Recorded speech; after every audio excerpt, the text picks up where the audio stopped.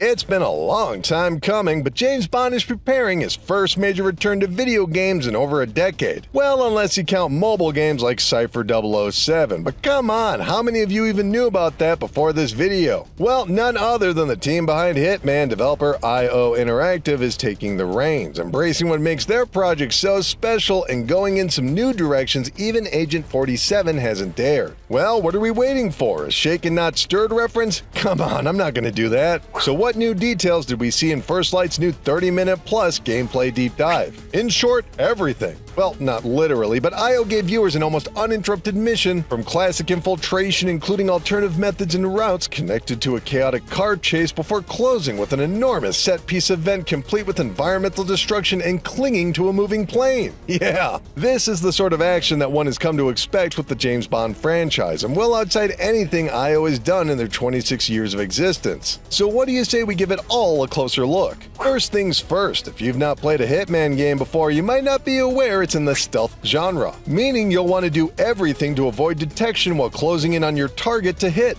man. And we're seeing a lot of those design philosophies back again, with Bond taking unconventional routes and using distractions to sneak past anyone who could call him out or draw attention. Unlike our friend Agent 47, Bond doesn't have a smooth head but instead a smooth tongue, able to seemingly charm his way out of obvious questions, but as explained later on, not all subjects are so gullible, but you'll still be able to multitask a solution of disarming the most perceptive enemies and talking down everyone else. Or heck, just use his trusty laser watch, which I'll be honest got a pretty good reaction from me. But then we gotta look at gameplay totally unlike any IO project before. In fact, during the live stream, I noticed several comments referencing the Uncharted franchise when the third-person action sequences kicked up towards the end. Although I'll add, unlike that franchise, the gun battles seem far less bullet spongy, with Bond downing enemies with leg shots, not to mention 007 straight-up dex dudes with empty guns. We're getting that signature brutal, improvised yet precise action that makes Bond a world-class super agent. We didn't get a ton of information about these sorts of story combat sections, but we can see full-blown destruction from explosives. In some of the other combat shown in the gameplay trailer, we can see more interactive objects creating a cause and effect in shootouts, but it's yet to be seen how often these effects repeat. So far we've got lots of booms and clouds of coughing gas. And of course what really got the Nathan Drake stands, climbing on top of a moving airplane and running towards a man firing a machine gun. That's just crazy lucky right there. Bond even hijacks the controls with his handy gadgets, causing the plane to move in real time before James borrows a ride on an unconscious escapee, delivering a snarky one-liner along the way. Of course, we even got a quick little montage at the end highlighting the importance of hand-to-hand combat, which we barely saw any in the gameplay demo. But we need to talk about another major feature of First Light, and one that we still don't know too much about: the driving. Now, if you're a longtime 007 fan, you know that car chases or just cool cars in general are a key component to the franchise. And it was actually a sizable portion of the overall demo, starting with a picturesque drive through a winding mountain road and later continuing with one of the signature chases, where James ignores any and every street law to complete his mission. Now, personally speaking, I found the overall sense of speed fairly lacking, but we're still several months away from release. But my first question would be when and how vehicles will become available in the general gameplay. As we've seen from the earlier sections, this isn't an open world game, but it is a sandbox, giving players multiple options in how they will approach their task. Will Bond be able to use his driving skills in the stealth sections, or will they be relegated more as introductory and connecting sequences? We just don't know. We also have yet to really learn about the plot. Judging by the dialogue, this is meant to be modern day while blending many of the themes of classic Bond books and movies. For example, we hear numerous references to 009, no doubt an associate of MI6, but as James makes clear in the gameplay trailer released shortly thereafter, this mysterious 009 has some sort of attack planned, and Bond wants to talk him out of it despite the pleas of his allies. Did 009 go rogue? If so, it looks like stopping them is key to Bond earning his numbers. Speaking of which, the developers explained numerous support characters M and Moneypenny would be making an appearance, but we're also seeing friendly allies existing in gameplay as well, helping Bond enter the compound by giving him the backstory of hired help. Despite the chauffeur getup, we didn't get much information in the way of outfits, outfits. In the Hitman series, 47 can play dress-up to gain access to almost any area, but it's unclear if Bond will adopt this method to the same degree, or if he'll just resort to his usual cunning and brutality. So I don't know about you, but this showcase gave me just enough information to leave me with even more questions. But we might not get such a detailed look again between now and the game's launch on March 27, 2026. So soak it in, Bond heads. 007 First Light will be available on the Xbox Series S and X, PlayStation 5, PC, and Switch 2. Let me know what you noticed about this in the comments below, and what the heck, why not name your favorite James Bond? Keep clicking around here at Game Rant, and we'll see you in the next video. Thanks everybody.